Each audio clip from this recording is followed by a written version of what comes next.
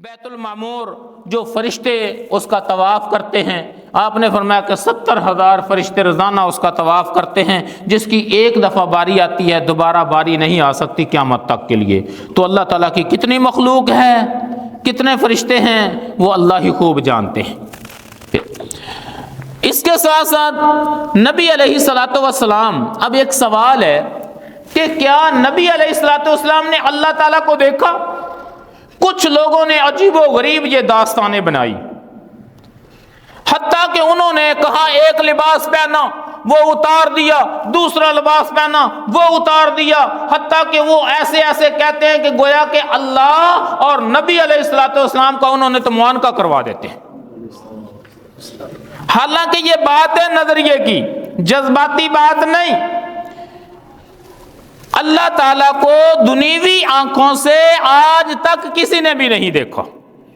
اور نبی کریم صلی اللہ علیہ وآلہ وسلم نے بھی نہیں دیکھا۔ قرآن پاک میں اللہ فرماتے ہیں فَكَانَ قَابَ قَوْسَيْنِ أَوْ أَدْنَىٰ،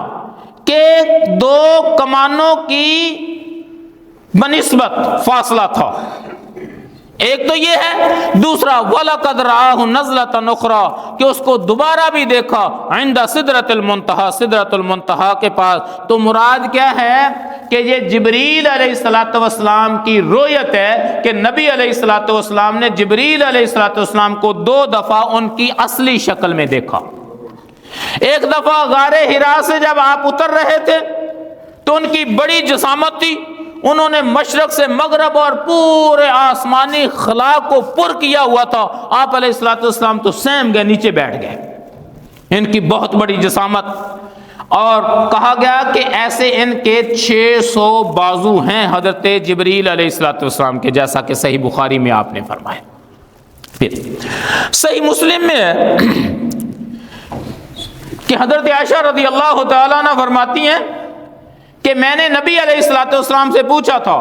کہ کیا معراج کی رات نبی علیہ الصلوۃ والسلام نے اللہ تعالیٰ کو دیکھا ہے، آپ نے اللہ تعالیٰ کو دیکھا؟ تو آپ علیہ الصلوۃ والسلام نے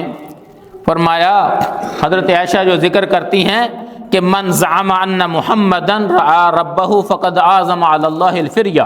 کہ جس نے یہ کہا، گمان کیا کہ معراج کی رات نبی علیہ الصلوۃ والسلام نے اللہ تعالیٰ کو دیکھا ہے، اس نے اللہ پہ بہت بڑا بہتان باندھا ہے، اور یہ صحیح مسلم میں ہے۔ اور آپ علیہ الصلوۃ والسلام کو اللہ تعالیٰ نے کئی ایک چیزیں دکھائی، مثلا معراج، اس کی سب سے بڑی بات، سب سے بڑا سبق وہ کیا ہے، لِنُرِيَهُ مِنْ آیَاتِنَا، کہ ہم نبی علیہ الصلوۃ والسلام کو اپنی نشانیاں دکھانا چاہتے ہیں۔ اور نشانیوں میں سے کیا تھا کہ جہنم دکھائی گئی، جنت دکھائی گئی، آپ علیہ الصلوۃ والسلام کو مالک جو داروغہ تھا نا جہنم کا، وہ بھی دکھایا گیا، اور آپ علیہ الصلوۃ والسلام کی شان کہ نبی علیہ السلام تشریف فرمائے، وہ آگے بڑھ کر آپ علیہ الصلوۃ والسلام کو سلام پیش کرتا ہے، حالانکہ وہ تو کسی کی سنتا ہی نہیں، کسی کی طرف دیکھتا ہی نہیں، اس کے دل و دماغ میں ترس آتا ہی نہیں۔ یہ ہمارے نبی صلی اللہ علیہ وسلم کی شان ہے اور مقام ہے۔ پھر دکھایا گیا کہ یتیموں کا مال کھانے والوں کو دکھایا گیا، ان کے ہونٹ ایسے ہیں جیسے اونٹ کے ہونٹ ہوتے ہیں، اور پتھر کے ٹکڑے آگ کے بنے ہوئے وہ اپنے پیٹوں میں ٹھونس رہے ہیں اور پیچھے سے ان کے نکلے جا رہے ہیں۔ اور سود خوروں کو دیکھا نبی علیہ الصلوۃ والسلام نے، ان کے پیٹ اتنے اتنے بڑے بڑے ہیں کہ وہ اٹھ نہیں سکتے، اور جب آل فرعون کو آگ پہ پیش کیا جاتا ہے، ان کو لے جایا جاتا ہے، واپس لایا جاتا ہے، تو وہ جو سود خور ہے سودیوں کو رونتے ہوئے جاتے ہیں، فرعون آل فرعون والے، اور آتے جاتے ان کو رونتے ہیں۔ پھر دکھایا گیا کہ زناکاروں کو کہ وہ بہترین گوشت چھوڑ کر، فربا گوشت چھوڑ کر بہترین چھیچڑے کھا رہے تھے، گندا کھا رہے تھے گوشت۔ یہ کون لوگ ہیں؟ یہ زانی لوگ ہیں۔ پھر ان عورتوں کو دکھایا گیا کہ آسمان کے درمیان ان کو الٹا لٹکایا ہوا ہے۔ یہ عورتیں کون ہیں؟